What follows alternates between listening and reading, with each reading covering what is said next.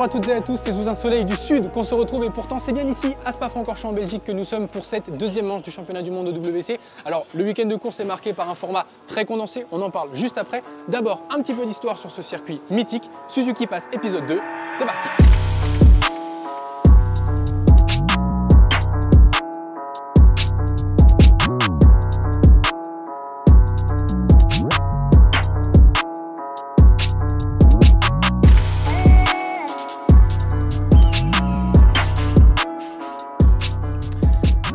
Spa-Francorchamps, conçu en 1921, il est le plus long circuit du championnat avec ses 7 km. Un dénivelé important et beaucoup de virages très rapides à l'aveugle font de ce circuit le théâtre de beaucoup de spectacles aussi dramatiques que spectaculaires. L'année dernière a d'ailleurs été marquée par une course haute en couleur pour le CERT. Après des problèmes mécaniques et une chute, Xavier Siméon s'était retrouvé en bataille pour le podium dans les 10 dernières minutes sous la pluie avec la Honda numéro 5. Après une relance de course inexpliquée des organisateurs, ils ont terminé finalement 4e. L'équipe du CERT arrive donc avec le goût amer de l'édition 2022 et une revanche importante à prendre suite aux résultats très mitigés de la dernière course au Mans. Comme je vous le disais tout à l'heure, le format de course ce week-end est complètement différent et beaucoup plus condensé puisque tout est mis sur le vendredi. Les pilotes vont donc devoir enchaîner les essais, la Q1, la Q2 et les essais de nuit, tout dans la même journée, alors que d'habitude c'est un petit peu séparé entre le jeudi et le vendredi. Il faut faire donc très attention, continuer quand même à progresser sur la moto, mais ne pas chuter lourdement pour éviter les grosses réparations qui leur feraient perdre beaucoup de temps puisque les sessions sont très rapprochées l'une de l'autre. Bon, alors là on va partir sur la FP1, la première séance d'essai libre. Le but c'est de régler au mieux la moto de course. Donc Greg va d'abord partir avec la vraie moto de course, celle qui est réglée avec le châssis, les réglages de course pour vérifier que tout est ok. Et ensuite ils vont passer sur la moto d'essai pour valider les réglages et voir ce qui pourrait correspondre le mieux en fonction du circuit. Oui, mais il a ajusté par rapport sur ce même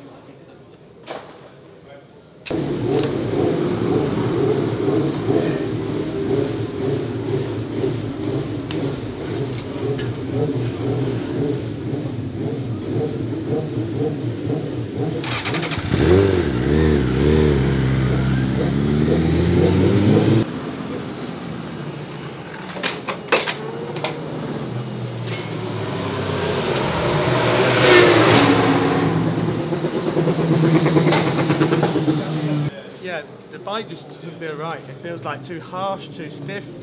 There's absolutely no grip on the initial. It's like really harsh, new kind of grip, snatching all the time, and even going in the turn. You can't, the bike's not settling on the brakes going in the turn. It's so much easier. This just feels more comfortable all over the place. It just feels so harsh and not nice to ride. Donc là Greg est revenu du roulage avec la deuxième moto et de ce que j'ai compris il avait l'air d'être un petit peu moins satisfait. Du coup il a passé toutes les informations à Paul Vincent, le chef mécanicien qu'on vous avait présenté lors du premier épisode de Suzuki Pass au Mans. Son rôle, comme on le disait la dernière fois, c'est de transmettre les informations du pilote vers les équipes mécaniques pour qu'ils puissent faire les modifications, réglages, suspension, etc. que le pilote a demandé pour que les deux autres puissent le tester aussi. Il faut travailler vite mais pas dans la précipitation puisqu'il ne reste que très peu de temps sur la séance d'essai pour valider les réglages pour la qualif mais aussi pour les 24 heures de course. Les pilotes ont donc enchaîné les tours pour peaufiner les réglages sur la moto de course mais pas le temps de discuter, la Q1 pointe le bout de son nez et il faut claquer tout de suite des gros chronos pour s'assurer une place en haut du classement.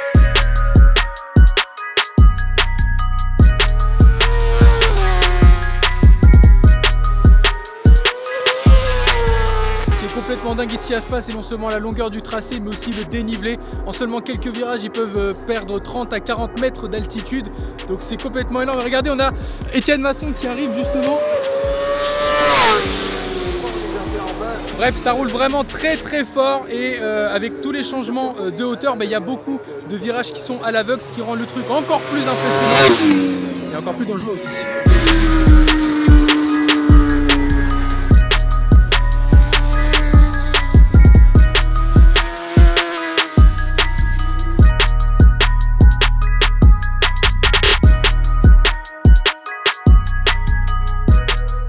Alors il est 17h15 ici à Spa-Francorchamps et les qualifications viennent de se terminer. Le Yoshimura CERT Motul se place à la 3e position, juste en dessous de la BMW numéro 37 et de la Yamaha numéro 7. Et petit fun fact, c'était exactement les mêmes résultats en qualification l'année dernière. Bon, on espère quand même que l'issue de la course sera un peu meilleure que la dernière fois. En tout cas, même si en ce vendredi 16 juin, on enchaîne pas mal les séances, on a un petit moment de répit avant le pit walk, qui est le moment préféré des fans, non seulement pour voir la moto de près, mais aussi, pourquoi pas, échanger échanger et prendre quelques photos avec les pilotes qu'ils aiment tant. C'est parti!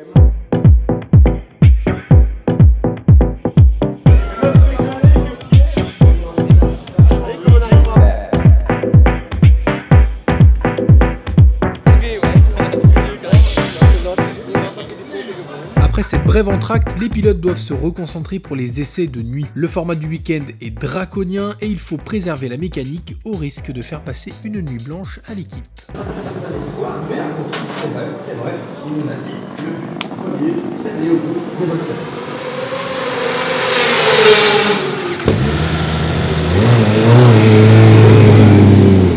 Sylvain, ce qu'il disait, ce qui n'est pas forcément con, c'est tout décaler un peu par là-bas.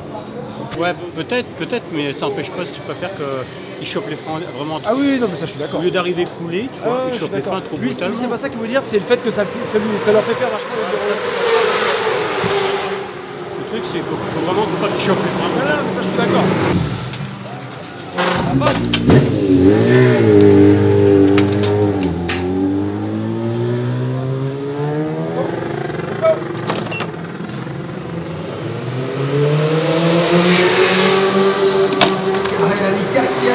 Fin des essais de nuit, mais sûrement pas du travail pour les équipes. Il faut maintenant débriefer, ranger, nettoyer et surtout tout préparer pour la course du lendemain. Pas d'oreiller ni de lit douillet avant au moins 2 h du matin et c'est aussi ça l'endurance. Et c'est encore plus dur à Spa. Allez, 1, 2, 3, ouais! Magnifique. Oh là là, mais alors ça, je pense que je trouverai pas plus fan. Je suis à un très haut point du fanatisme, ouais. Je vois ça, je vois ça. Merci beaucoup, bonne journée. Franchement, je valide à fond, j'adore. Moi, je suis fan de ce genre de trucs. Ça y est, messieurs, dames, nous sommes samedi. Le départ est bien évidemment prévu à 14 h aujourd'hui. Mais là, il n'est que 11 h. Le soleil brille, vous le voyez derrière moi. Et donc, on va en profiter pour se mêler un petit peu à l'ambiance d'une course d'endurance. Petite particularité aujourd'hui, ils refont un pit wall. Donc, c'est une nouvelle occasion pour les fans de venir rencontrer leur pilote préféré et de voir les motos de près. Regardez, les gens sont déjà beaucoup arrivés.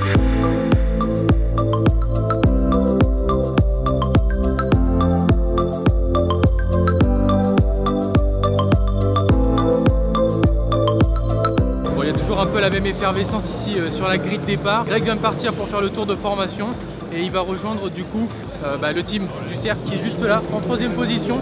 On va le placer en pré-grille en fait, hein, donc couverture chauffante. On va essayer de le mettre à l'abri du soleil, à l'ombre, et puis après il n'y a plus qu'à patienter une bonne quarantaine de minutes avant le départ de la course.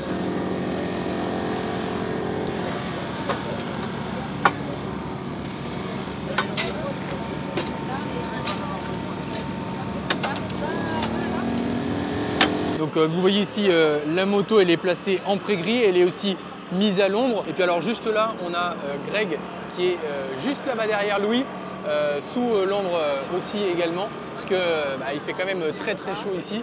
Il est en cuir, donc à mon avis ça doit bien chauffer. Donc un maximum d'ombre pour lui, pour qu'il puisse se rafraîchir avant de prendre le départ. Et ça c'est le fameux plateau de mise en grille, avec les pneus qui sont mis sous couverture, avec le groupe électrogène, etc. Bref, toute une organisation pour que le départ se passe au mieux.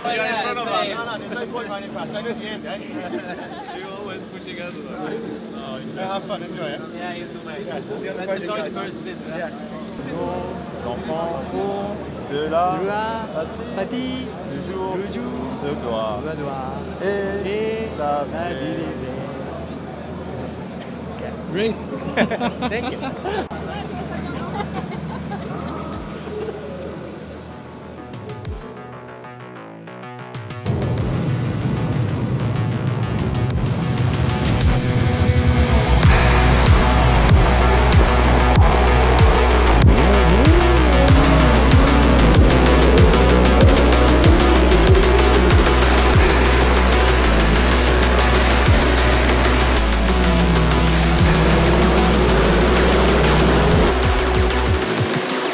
Le début de course est vraiment très serré parce que Greg Black a pris un excellent départ. La numéro 7 est restée un peu à l'arrêt, mais Marvin Fritz est revenu sur lui. Et là, ça fait à peu près 30 minutes qu'ils sont en train de se battre. On dirait une course de World Superbike, c'est complètement dingue alors qu'en fait on est en endurance et qu'il faut encore tenir 24 heures. Donc voilà, on a droit du spectacle dès le départ de la course et ça fait extrêmement plaisir. Tout le team est scotché devant la télé pour voir cette bataille. C'est complètement dingue.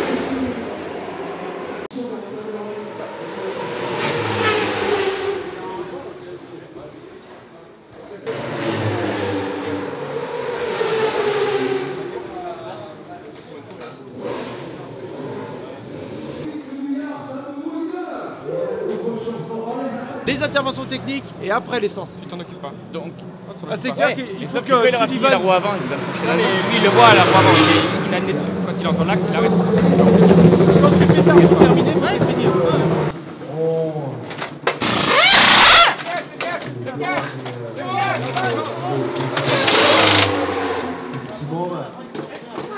Et pareil pour le 5. C'est bien gâteau, il semble-t-il qu'il Ouais.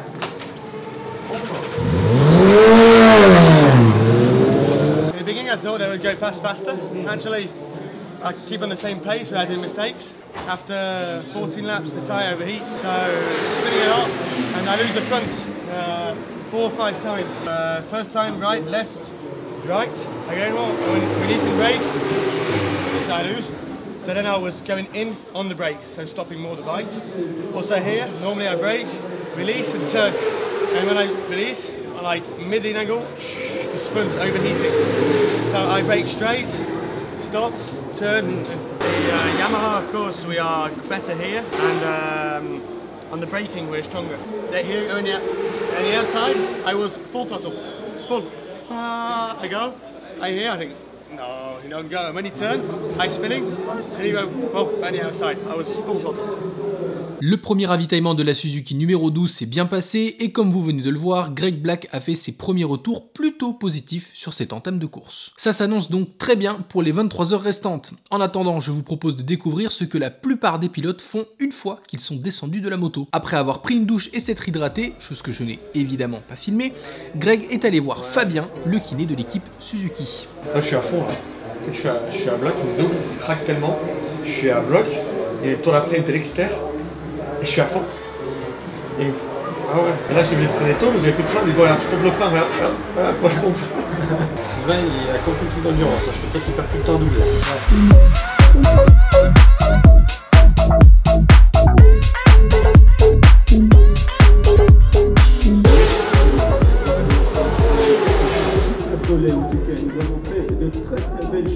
Voilà le changement. Ah merde, ah, Sylvain s'est trompé de box.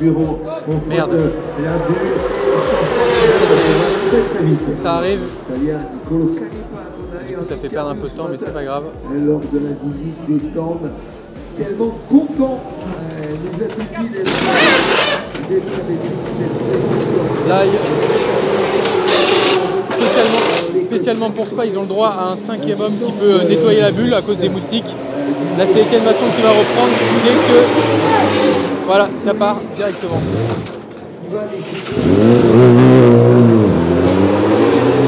Bon, on est à un peu plus de 2h30 de course et la deuxième safety car vient de se terminer. Il y a beaucoup de chutes en ce moment, mais pour le coup, nous, on reste bien sur nos roues, ça se passe plutôt bien. C'est actuellement Étienne Masson qui est sur la moto et on enchaîne les relais.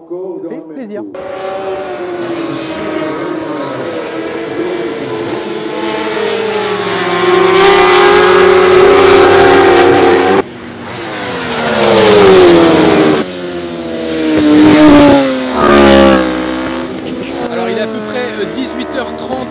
La course est de nouveau à l'arrêt, en tout cas ralenti à cause d'une safety car puisque la moto numéro 18 des sapeurs-pompiers a fumé très fort dans la grande ligne droite, donc ils sont actuellement en train de nettoyer. Ça se bataille très fort devant, mais c'est propre et c'est ce qu'on aime pour le spectacle.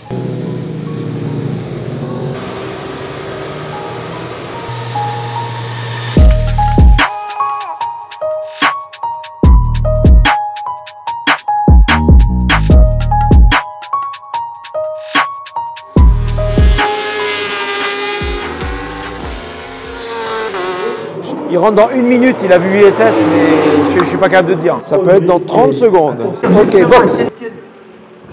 La vanne.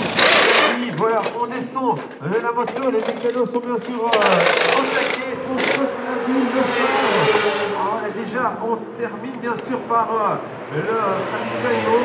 C'est extrêmement rapide. Extrêmement rapide. Voilà, c'est déjà extrêmement rapide. T'as été? T'as eu un petit break à mi-chemin quoi? Ouais. C'était long. Ouais. Non, ça va, la moto, ça va. Faut être coulé. Ouais. Force bien. Coulé. Bon, il est très exactement 22h22. La nuit, comme vous le voyez, est tombée. Pour l'instant, ça se passe toujours bien. La numéro 12 continue. Ça se bataille toujours très très fort. On a la 37, la BMW qui est 4ème juste derrière nous à environ 1 minute 30. Donc il ne faut pas se déconcentrer parce que ça va aller très très vite si jamais il y a la moindre erreur.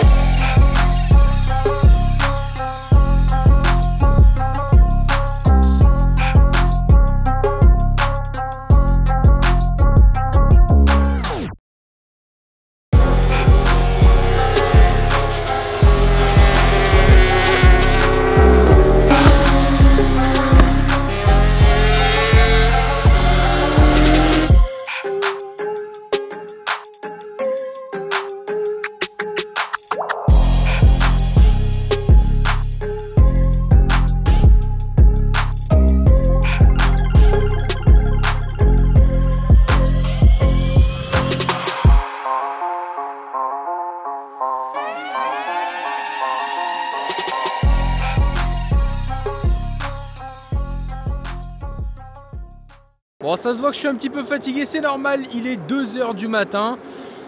Et écoutez, le classement ne bouge pas beaucoup, on est toujours 3ème, que ce soit pour Greg, pour Sylvain ou pour Étienne, ils mettent du gaz à fond. Espérons que ça continue comme ça, on est sur une bonne lancée. Un podium, c'est déjà bien, évidemment. Si on pouvait viser la victoire, c'est encore mieux. Mais bon, parfois, il faut pouvoir se calmer aussi. Maintenant, il faut gérer la nuit et voir comment ça se passe demain matin.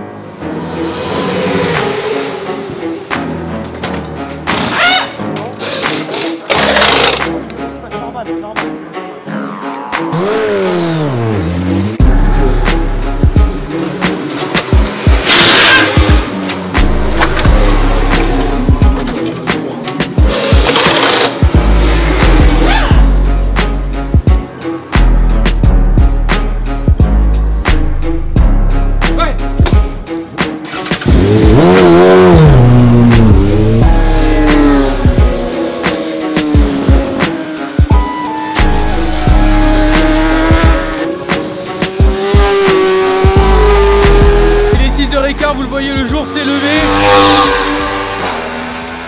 Les mecs continuent de souder encore plus que cette nuit, c'est une dinguerie. Il reste un peu plus de 7 heures de course. Et pour l'instant, pour la 12, ça se passe très bien. J'ai assisté à un crash là de la 777 juste devant moi. C'est horrible parce que le matin c'est difficile, la fatigue est installée, donc les erreurs viennent plus vite. Bon, en tout cas on continue de suivre la numéro 12. La gestion de course au niveau des pilotes et de l'équipe est juste incroyable. Ça va aller au bout et on espère aller gratter une place en plus, pourquoi pas.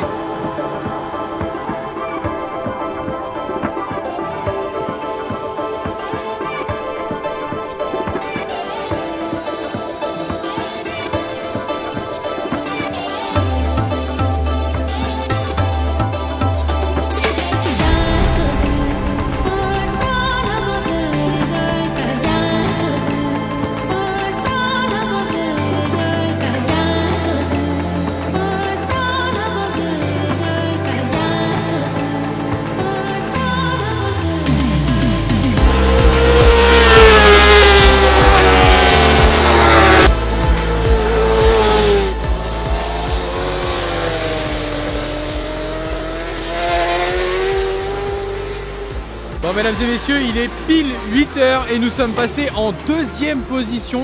C'est actuellement Sylvain qui est sur la moto et il se bat contre toujours la TSR numéro 1 avec Josh Hook dessus. Bon, franchement c'est chaud, on est à vraiment pas grand chose l'un de l'autre, donc il faut pas faire d'erreur. Mais top 2. Bon, la Yart elle a quand même un petit peu d'avance, mais encore une fois en endurance rien n'est joué avant que le drapeau damier n'a pas été agité.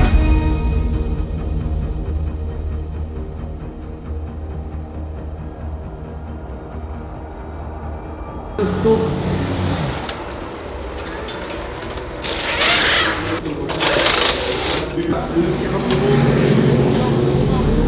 rentre la moto dans le box.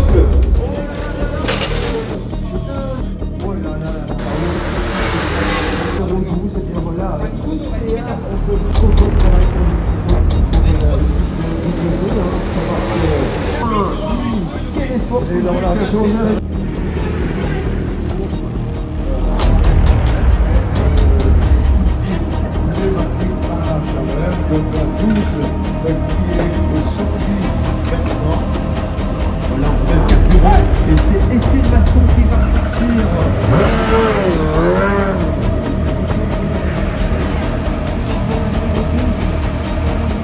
Bon, il est 13 h, ça veut dire qu'il reste tout pile 1 heure de course et la pluie est en train de s'inviter à la fête. Ça peut rabattre toutes les cartes comme ne rien changer du tout puisque il pluvine vraiment un tout petit peu pour l'instant. Mais il y a des endroits du circuit, tellement c'est grand ici à Spa-Francorchamps, qui sont plus mouillés que d'autres. On va voir comment ça se déroule tout ça. Finalement, la pluie restera timide pour cette fin de course. Le cercle, lui, pointe à la 4e place alors que le dernier ravitaillement pointe déjà au bout de son nez.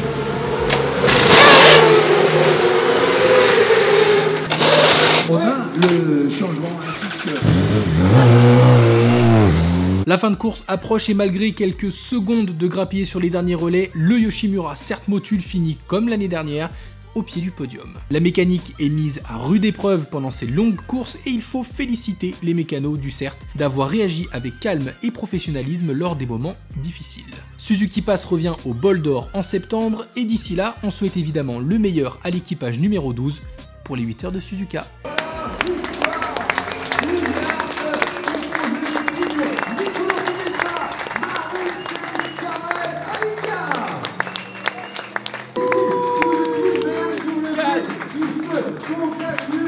Félicitations également pour le team belge. Excellente 3e place pour le team BMW. Maar vorig jaar winnaar. En nu derde.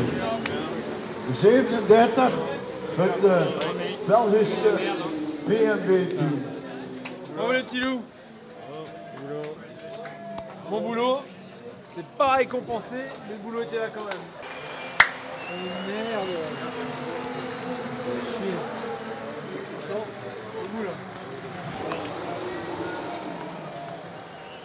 J'ai même pas envie de sourire, j'ai une blase.